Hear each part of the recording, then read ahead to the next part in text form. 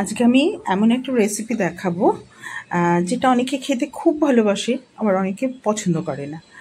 তা সেটা হচ্ছে গিয়ে লোটে মাছ বা লইট্টা মাছ যেটাকে বলা হয়। তা সেটা আমি দুরকমভাবে আজকে রান্না করব। আমরা এটাকে ঝোল করেও খাই, আবার ঝুরি তো সবাই পছন্দ করে, বেশিরভাগ লোকই পছন্দ করে। তো কিভাবে করছি সেটা আমি তোমাদের সাথে শেয়ার করছি। তো তার জন্য না আমি বেগুন, আলু, পেঁয়াজ, টমেটো সব একটু মোটা মোটা করে আলু ভাজার মতো লম্বা লম্বা করে কেটে নেব। কেটে নিয়ে লোটে মাছ রান্না করা কিন্তু ভীষণ সোজা আর খুব কম সময় লাগে। নরম মাছ তো খুবই কম সময় লাগে। তা এরকম করে সব কেটে নিলাম। আমি একসাথেই সব দিয়ে দিই, আলাদা করে ভাজাভাজি একদমই করি না। এবং এরকমভাবে একসাথে করলে না আমি দেখেছি টেস্টটা না অনেক বেশি ভালো হয়, মানে আমার অন্তত ভীষণ ভালো লাগে। আর তেলটা একটু বেশি দিতে হয়। তো তেলটা দিলাম, দিয়ে এবার আমি সমস্ত তেলটা যে গরম হবে না, সব সবজি যেগুলো কেটে রেখেছি সব সবজি এর মধ্যে দিয়ে দেবো। দিয়ে একটু নুন দিয়ে একটু নাড়াচাড়া করব। খুব বেশি যে ভাজবো তা নয়, অল্পই একটু ভেজে নেব। ভেজে নিয়ে এবার এর মধ্যে আদা রসুন পেস্টটা একটু বেশি দিতে হয়। মানে আমি অন্তত দিই একটু বেশি, কারণ লোটে মাছের একটা গন্ধ আছে।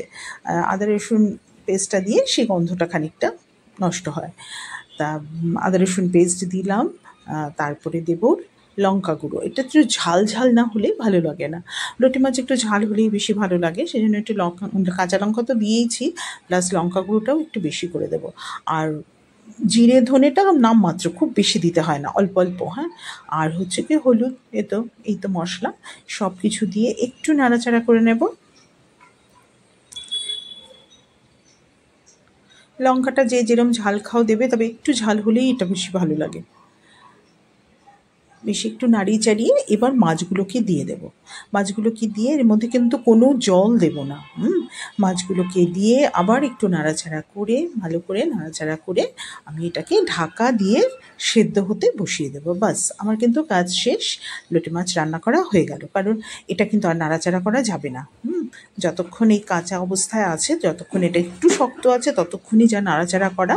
যখন এটা সেদ্ধ হয়ে যাবে, মানে রান্নাটা হয়ে যাবে, তখন কিন্তু আর নাড়াচাড়া করা যাবে না, তাহলে কিন্তু মাছ সমস্ত ঘেটে যাবে। আচ্ছা, এবার এটা কি করব, আর জল দিতে হবে না, কারণ পেঁয়াজের জল বেরোবে, মাছ থেকে জল বেরোবে। হ্যাঁ, কাজে কোনো জলের দরকার নেই। এগুলোতে যা জল বেরোবে তাতেই কিন্তু আলু টালু সমস্ত সুন্দরভাবে সেদ্ধ হয়ে যাবে। এবার একটু নুন টুনগুলো যা দেওয়ার না, নুন টুনগুলো সমস্ত এই অবস্থায় টেস্ট করে নিতে হবে, কিন্তু পরে দিলে না মেশানোটা মুশকিল হয়ে যায়, কারণ এত নরম মাছ তো। যা দেওয়ার সব দিয়ে ঢাকা দিয়ে রেখে দিলাম। বাস, আমার এই রান্নাটা কিন্তু কমপ্লিট হয়ে গেল। এবার এটা সেদ্ধ হতে থাকবে। এই দিকে আমি কি করেছি, আর বাকি লোটে মাছগুলোকে একটু সেদ্ধ করে নিয়েছিলাম। সেদ্ধ করে নিয়ে এবার এগুলোর কাঁটাগুলোকে আমি ছাড়িয়ে নেব। যে ঠান্ডা হয়ে যাবে না, কাঁটা ছাড়ানোটা খুবই ইজি, খুব সহজে এটার কাঁটাগুলো ছাড়িয়ে নেওয়া যায়। তাই করে আমি, আর এই লোটে মাছের এই ঝুড়ি যেটা করব না, সেটা কিন্তু অনেক দিন স্টোর করে রাখা যায়, একদম ড্রাই তো, মানে জল টল কিছুই পড়ে না এতে, তো যে কারণে ওটা অনেক দিন স্টোর করে রাখা যায়।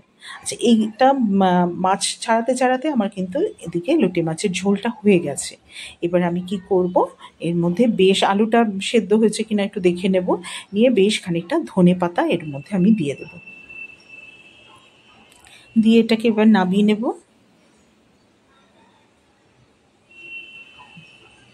দিয়ে এবার ধনে পাতাটাকে দিয়ে এবার চাপা দিয়ে বেশ খানিকক্ষণ রেখে দেবো। আর গরম গরম ভাতের সাথে এটা ভীষণ ভালো লাগে, মানে যারা লোটে মাছ খেতে ভালোবাসে তাদের কিন্তু এটা ভীষণ প্রিয় একটা ডিশ। আর অনেকে অবশ্য একদমই ভালোবাসে না, একটু লতলতে বলে অনেকেই পছন্দ করে না, কিন্তু ভীষণ টেস্টি একটা মাছ, জানো, খুব ভালো লাগে, আমাদের তো ভীষণই ভালো লাগে। তা হয়ে গেল আমার লোটে মাছ। দেখো, লোটে মাছগুলো কিন্তু গোটা গোটা রয়েছে, লোটে মাছ কিন্তু ভাঙেনি।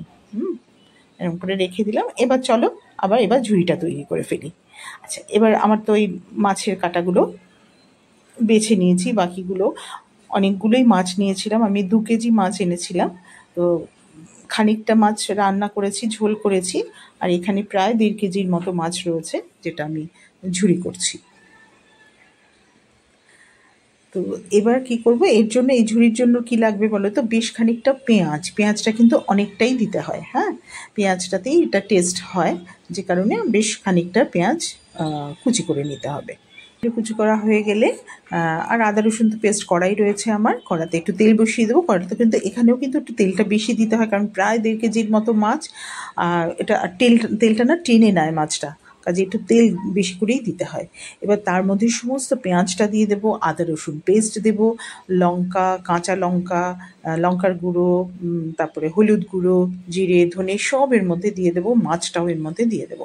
সব একসাথে দিয়ে ভালো করে নাড়াচাড়া করে যেই ভালো করে ফুটে উঠবে, তখন আমি এটা কি করব জানো, গ্যাসটাকে একদম কম আঁচ করে বসিয়ে রাখবো। এটা কিন্তু একটু সময় লাগে, বেশ অনেকক্ষণ এটা ভাজা ভাজা ভাজা ভাজা হতে অনেকটাই সময় লাগে।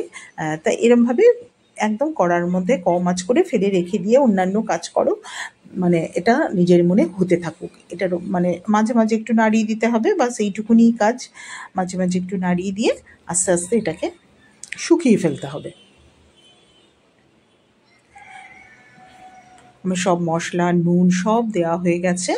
আর এটাও একটু ঝাল ঝাল ভালো লাগে, কাজে কাঁচা লঙ্কা, তারপরে লাল গুঁড়ো লঙ্কা, সব লঙ্কাই আমি এখানে দিয়েছি। দিয়ে এবার এটাকে বসিয়ে রেখে একদম দেখো কতটা শুকনো হয়ে গেছে ব্যাপারটা।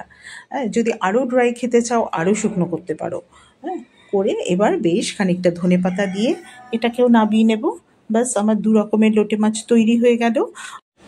এবার দেখো, এটা তো একটা মাছের পুরই, তাই না? কাজেই এই মাছের পুরটা দিয়ে কিন্তু মাছের চপ তৈরি করতে পারো, লোটে মাছের চপ হতে পারে, লোটে মাছের বড়া করতে পারো। বড়া চপ সবাই তো পারো, বেসন দিয়ে যেরমভাবে আমরা করি সেরমভাবে করতে পারো। কাজে আর এই লোটে মাছের এই পুরটা না অনেক দিন তুমি স্টোর করে রাখতে পারবে। আমি তো আগেও বললাম 6-7 দিন তো রাখতেই পারবে।